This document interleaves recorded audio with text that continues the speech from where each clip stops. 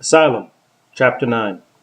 Twilight's eyes fluttered at the soft squeak of unoiled metal hinges grinding together.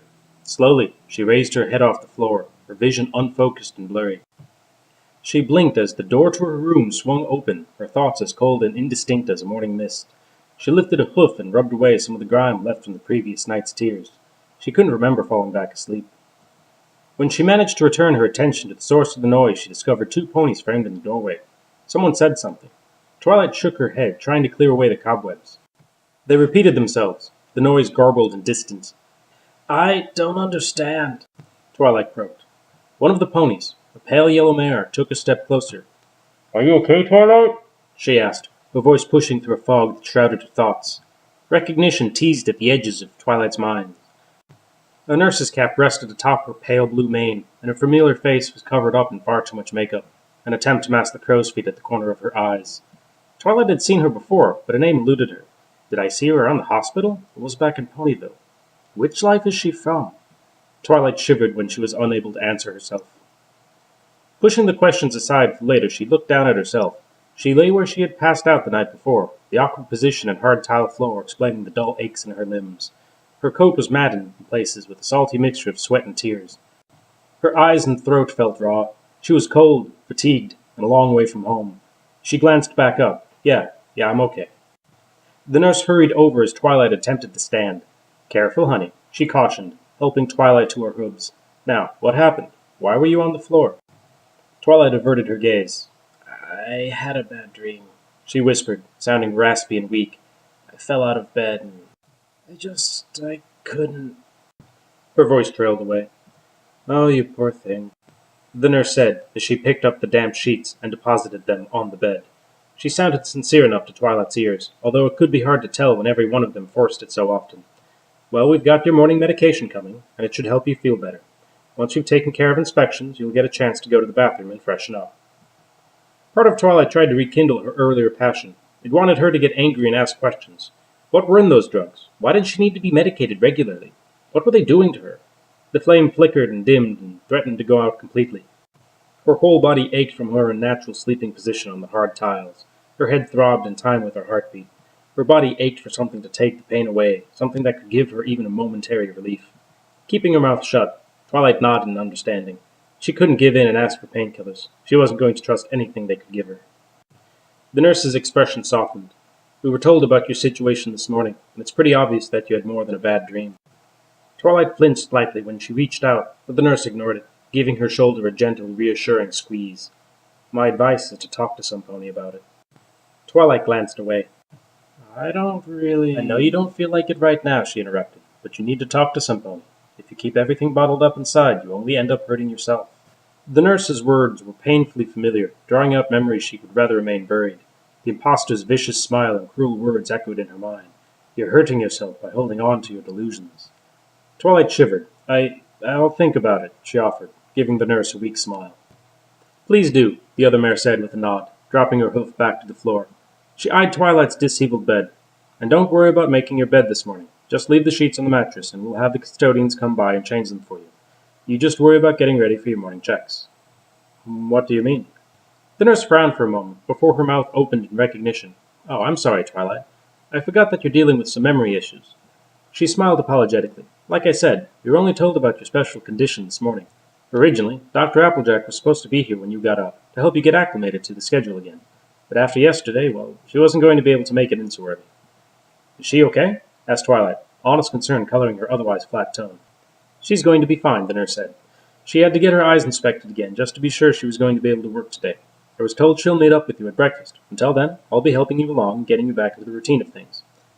Her words were like a beam of warm light cutting through the shadows, bringing Twilight a measure of welcome relief. "That's good," she replied. Turning her head, she finally noticed the orderly standing just outside, watching the two mares as he held the door open. Some of her good cheer evaporated. "So, what do I need to do then?" "I printed off a copy of your schedule for you." The nurse pulled a folded sheet of paper from a pocket. As she drew closer, Twilight glanced at the nurse's name tag. Coldheart. Memories of an identical nurse in an identical outfit working at Ponyville's hospital sprang up in Twilight's mind, forming a mirror images of one another. "Which one is the real one?" she asked forlornly as she stared at the nurses. A chill passed up her spine as her friends appeared in stereo, each one standing beside her twin. They were a warped dichotomy. The warm smiles of her friends she knew juxtaposed against the jagged sneers of the friends from her dream. The question reverberated through her mind again. Which one is real? Twilight's eyes narrowed as she focused her anger inward, crushing the images into oblivion. No. No more doubts. I know which one is real, she told herself, the last of the ice melting away as the fires of firm conviction blossomed within her chest. Nurse Coldheart failed to notice the slight shift in Twilight's expression. As you can see, it lists all your activities for the day. She favored her with another smile as Twilight took the offered schedule. We all know how much you like to have everything neat and organized after all. Twilight ignored the familiar patronizing tone and unfolded the paper. It was a simple series of blocks in faded black ink, a copy of a copy, with hoof-written corrections done in pencil. It was unorganized and almost illegible, so much that Twilight felt a sudden desire to rewrite the thing herself. She suppressed the urge, forcing herself to pay attention as the older pony gestured to the top of the paper. We're doing morning checks right now. You need to bring along your grooming bags and a change of clothes. Clothes? Twilight glanced down at herself, having forgotten she was even wearing anything. The patient's gown was a drab short-sleeved affair with BMPH spelled on it in humorless black letters on the back, the shape bringing to mind the vest every pony wore during winter wrap-up. The normally loose fabric clung to her body, the shirt as damp as her sheets. They had probably started their life the same green color as the walls, but years of indiscriminate bleaching and heavy-duty washing had left them faded and worn out. An apt metaphor for some of the ponies around here, Twilight thought, lifting her head and sparing a look at the wrinkles the nurse tried to hide with makeup. Oh, so where do I get a change of clothes? The nurse gestured to a patch of bare wall near the door, guiding Twilight's eyes to a small lever she had somehow missed the night before. In here, said Coldheart, as she opened the closet door, revealing two small shelves. The top shelf held a small stack of green fabric. The bottom shelf held an empty container. Clean shirts go on the top, dirty ones go in the basket, she said, handing Twilight a replacement shirt before closing the door. Pretty self-explanatory. Twilight nodded, already creating a mental version of the daily routine. Part of her wanted to know the schedule forwards and backwards because it made her more comfortable having her day planned out in neat little boxes. As a filly, her family had given her no small amount of teasing for her insistence on crafting her own crayon schedules for their days out together. But there was another, very different part of her that valued memorizing her schedule as well. It was the part that refused to accept anything to dull her pain, that narrowed its eyes every time she was talked down to, that reminded her of how she was trapped in a lie and couldn't trust anyone. It saw the schedule as something useful, one small tool against thousands, a tiny scrap of information she needed if she were to free herself, and there was always more to learn. Anything else I need to know? Just don't dawdle once the staff wakes you up. You've been good about it in the past, but, well, due to your condition, it's worth telling you again. We're on a schedule, after all. There are lots of patients on this ward. That means lots of ponies that we have to get up, get showered, and get medicated. Her expression turned to iron. We cannot and will not tolerate any delays. The nurse emphasized. She stared at Twilight for a moment before continuing, some levity working its way back into her voice. Now, because of your condition, I'm going to walk you through everything as if you were a new patient. At least up until we meet Dr. Applejack, that is. That way I can help you and make sure you don't get in any trouble. That's probably for the best, said Twilight, remembering how angry the nurses had gotten when she stepped into the wrong line after dinner, their disapproving faces shifting into those of her friends. She flinched. Calling up her convictions, she pushed the doubts aside, forcing her attention back to the mare in front of her. I don't want to cause any fuss. That's what I'm here for, to make sure things go as smoothly as possible. The doctor said your memory should come back with time, but until then it's best to keep treating this like it's your first day all over again.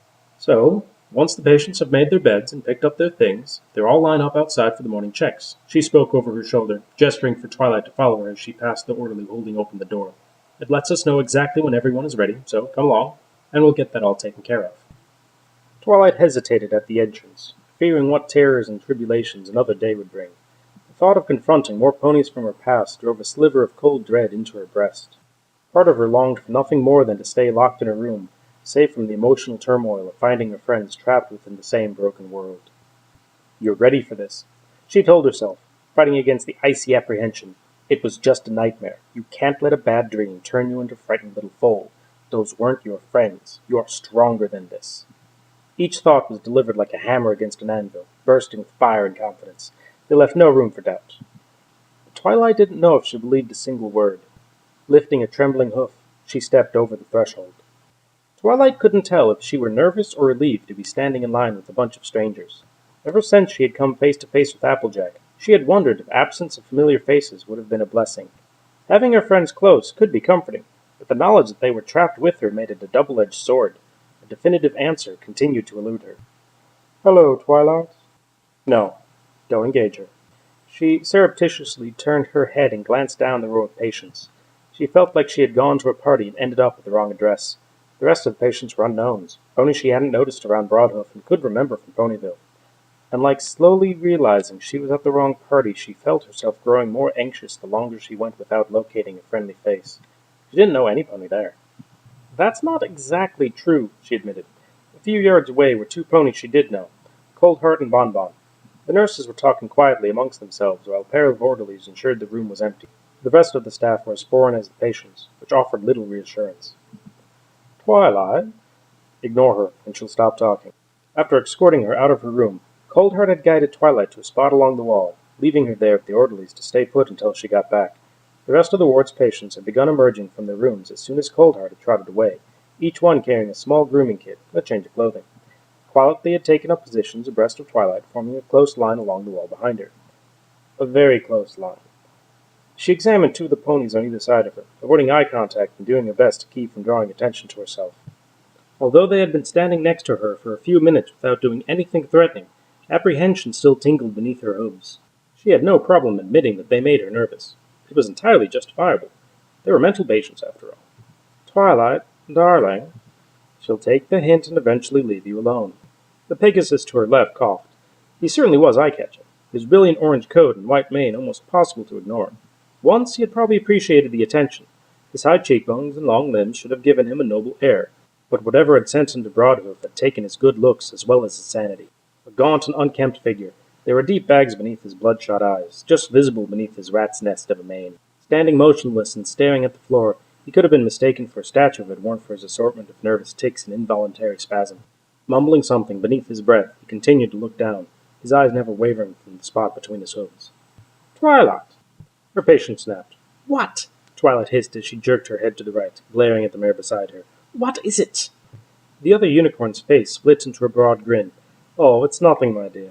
I was just saying hello, and you weren't responding, she replied cheerfully. Despite being no older than Twilight, she spoke with the smooth sophistication of an educated Canterlite socialite. However, her twitching tail and inability to sit still betrayed any attempt at poise or grace. So I thought it best if I ensured that you had indeed heard me, and I'm so pleased that you did. Really, I am. Twilight groaned. Can't I be allowed to suffer in quiet dignity? She thought, eyeing her neighbor. The white unicorn was perched close enough that her perfume was nearly overwhelming, making Twilight feel like an entire flower garden had invaded her nostrils.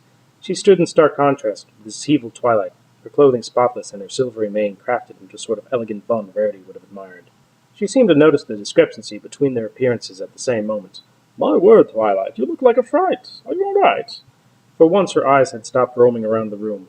Instead she stared at Twilight with a look of worried revulsion, like one might give a crying foal with a leaking diaper. She took a step back. I mean, look at what has happened to you. You look positively horrendous. Twilight sighed, any attempt at keeping to herself looking more futile by the minute. I had a rough night, she said irritably, before looking away. Well then, it's a blessing that we're about to head to the spa. I would just die with shame if I were to appear in public looking like some sort of indigent. She spat the last word with distaste. Twilight glanced back, her curiosity getting the better of her. Spa? Spa, bathing house, whatever they wish to call the facilities here. She sniffed dismissively, seemingly unaware that she was tapping a hoof against the floor. Of course, the facilities at the sanitarium are quite lacking. I've already written my parents about it, more than once, in fact. They're obviously getting overcharged for whatever they're paying. Twilight lifted an eyebrow. Sanitarium? You mean like a health resort? Well, of course, darling, the other mare said, rolling her eyes. What else? But I can understand your confusion. After all, this is hardly any sort of resort. The service is terrible. The other guests are often members of the lower class or crude degenerates. She glanced at the silent stallion on the other side of Twilight with another contemptuous sniff. And the attendants are quite bossy and uncouth, a lot of them. It is a disgrace. I see, Twilight replied, as the pieces began to fall into place. So, why did you come to this, resort? It's for my health. I have a very delicate constitution, you see. My parents sent me away to rest and recuperate after some dreadful events back in Canterlot. She waved her hoof dismissively. It was all just slander and rumor, but you know how jealous and petty other ponies can be, I'm sure. She brought her wandering eyes back to Twilight. I'm a student at St. Tulip School for Mares, she added, lifting her head proudly. I'm certain you've heard of it. Twilight mumbled something noncommittal, but the other mare continued over her. Well, my parents thought it would be best if I took a sabbatical from the boarding school and left the capital for a little while, so we could let the press die down. It is obviously appalling what the newspapers print these days. Being the heiress to the Silver family does make for one of the target of gossip and tabloid rumors from time to time. But those scoundrels had all the gall to publish such terrible lies about me. But then, they were just repeating what those horrid beasts who ran the school said. They told every pony I was corrupting influence upon the other mares, and accused me of taking advantage of my fellow students. Me! Can you believe anything so absurd? She covered her mouth with a carefully maintained hoof as she laughed, the polite gesture of noble grace betrayed by the manic glint in her eyes. Not at all, Twilight replied hesitantly. She took a shuffling step backwards, desperate to put a little more distance between herself and the mare's wide and unblinking stare. I mean, I'm not some disgusting filly-fooler. I come from a good family, and it's just lies and libellous assumptions based upon misunderstandings. She trembled slightly as a smile spread across her face. But that is all in the past. Daddy is going to send for me as soon as it is prudent for me to return to Canterlot. Scandals like that, even when they are absolute fabrications, take time to fade away. I just know that he's been working the hooves to the bone clearing my good name. I shan't be long before I'm able to return home to my family. It'd be so very nice to see Mother and Father again. The mare closed her mouth, grinning happily as she stared at Twilight. Shifting her weight from side to side, Twilight averted her eyes, looking anywhere but at the other mare. Twilight's relief at her silence quickly soured, the quiet only deepening the awkwardness between them until it became almost a physical force pressing down upon her. So, how long until you get to leave, do you think? She eventually asked, the unwanted conversation preferable to the oppressive quiet. Oh, it won't be long now, I can assure you. Her hoof resumed tapping at the tile floor erratically, as if keeping the beat to a tuneless song only she could hear. It has been a few years already, but I've written to Daddy almost every week. As soon as he responds to one of my letters, then I will know for sure. These sort of things just take time, really. She glanced around the hallway. I will be glad to be away from here. It is just not a place a true lady should spend much time in. Twilight simply nodded in agreement, thankful that the mare was content to stare elsewhere. That was an ordeal, she thought, exhaling slowly. It felt like someone had taken rarity, sophistication, and Pinkie Pie's boundless energy and blended them together, with an extra cup of crazy thrown into the mix. A chill passed down her spine at the thought of her friends. Memories of the insults they had hurled at her brought back some of the morning's anxieties. Her head throbbed with a powerful ache, but she endured it. It was only a nightmare. Your friends still love you, she repeated to herself, focusing her thoughts away from the doubt that threatened to seep back into her mind. It was only a nightmare. Your friends still love you. Was it only a nightmare? Her subconscious treacherously fired back. She maintained the chant until she spotted Bonbon and Coldheart making their way along the row of ponies, handing each patient 2 small paper cups and watching them consume the contents carefully. Pills and water, Twilight assumed, eyeing the cups with a sense of apprehension. Once the nurses were satisfied, they moved on down the line while an orderly escorted the patient to the bathroom. Twilight frowned. The apprehension she understood, but there was something else. She was staring at the cups with a growing desire, a revelation she found disquieting.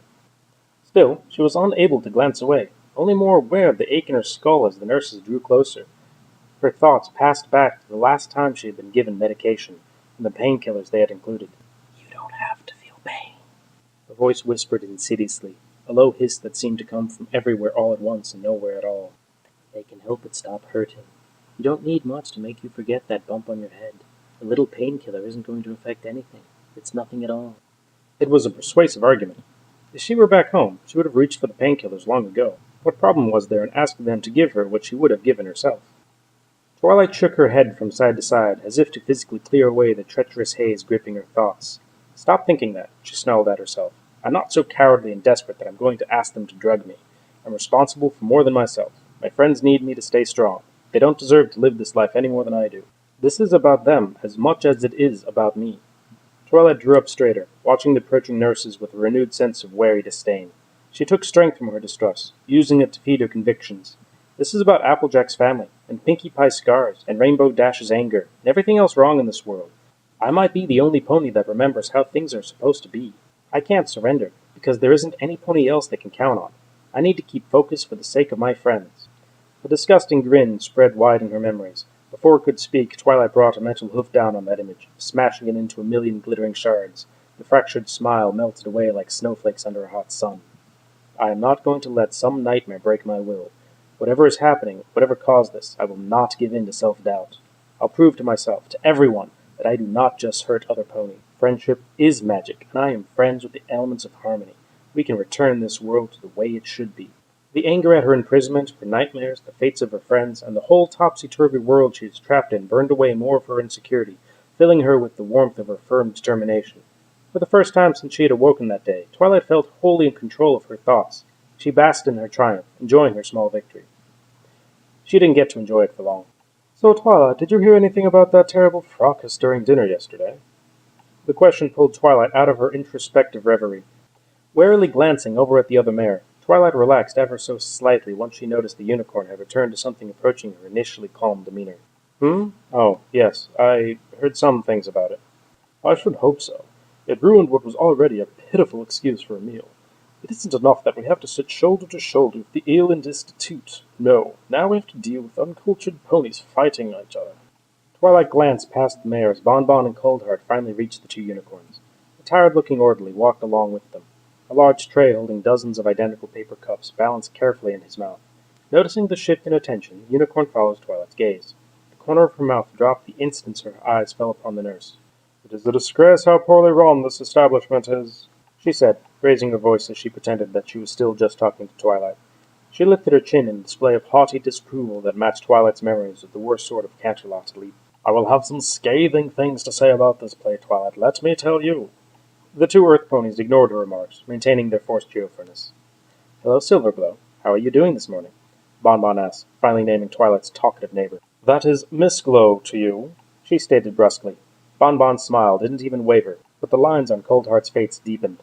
Still, Twilight watched as they adjusted their stances slightly, an almost imperceptible shift towards the more aggressive posture. Silverglow continued to admonish the two nurses while failing to notice their responses, or, more likely in Twilight's opinion, not caring what they thought. "And I am once again appalled and dismayed by the conditions here at Broadhoof," she declared, lightly tapping one of her hoofs for an emphasis. "Well, if you feel strongly about it, you can always bring it up at group therapy, or when you see your doc," said Coldheart, the dry and exasperated tone making it clear she had repeated the same message more than once. Her eyes narrowed slightly. "But regardless of your decision, you still have to take your medicine and let us complete our inspection." Silverglow eyed both nurses contemptuously. "Fine," she said, making sure they understood that she was doing them a favor. Reluctantly, she took the cup from Bonbon's hoof and swallowed her medication, washing the pills down with a mouthful of water. "Open up," Bonbon said.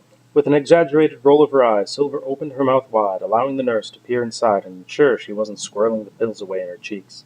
Twilight had a strong suspicion that Bonbon took longer inspecting the unicorn's mouth than was strictly necessary. Silver's jaw began to tremble slightly as time dragged on.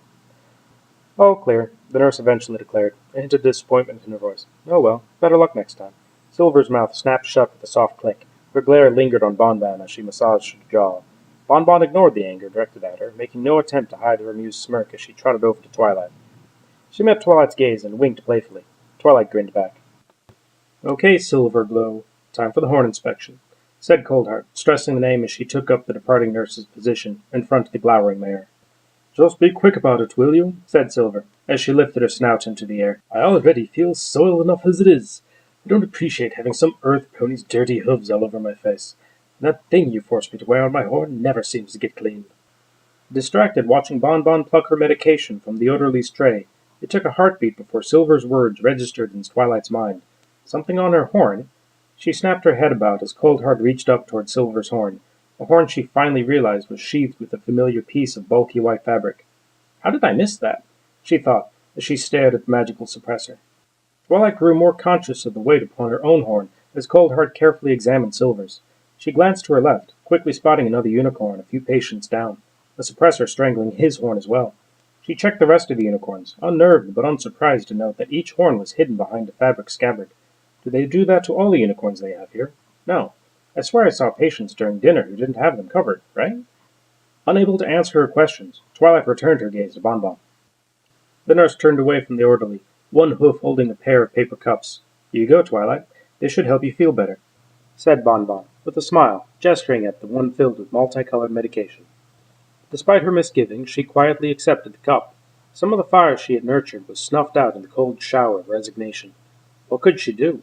Taking the medication was bad, but the punishment for refusing was worse. Bonbon had made that point absolutely clear the previous night. Despite her submission being inevitable, there was still a moment's hesitation. She sighed. "This isn't surrender," she told herself, as she popped the pills into her mouth. following them up a second later with lukewarm water chaser. It is just doing what is prudent and necessary. Now go ahead and open your mouth for me, Twilight. I just need to make sure you swallow your medicine, okay? Bonbon asked, her broad smile leaving Twilight unsure as to how much of her cheerful personality was sincere, and how much was more artificial bonhomie. Obediently, she opened her mouth wide. Having another pony suspiciously examining the inside of her mouth was not a pleasant experience, but she did her best to endure it. Like the medicine, it couldn't be helped. These indignities don't matter. I need to focus on my goals, she reminded herself, holding back her temper. Play along for now and focus on learning what you can. After just a few seconds, Bonbon gave her the all-clear, confirming Twilight's suspicions about her neighbor's lengthy examination. As Bonbon stepped away, Twilight glanced to her right, half expecting to see Silverglow giving her a petulant glare. Instead, the mare was already trotting away, her head held stiffly in the air, her tail swishing irritably from side to side. Nurse Coldheart remained close by, but had her back to Twilight, talking to a younger nurse that must have arrived when Twilight was distracted.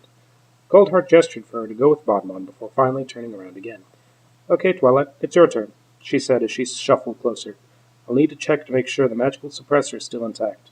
It's something we do every morning, but it doesn't take long. Once I'm done, I'll escort you to the bathroom myself. Twilight glanced at the dozen ponies still lined up with her. Don't you have other patients to examine? I'm going to let the new girl finish up with Bonbon.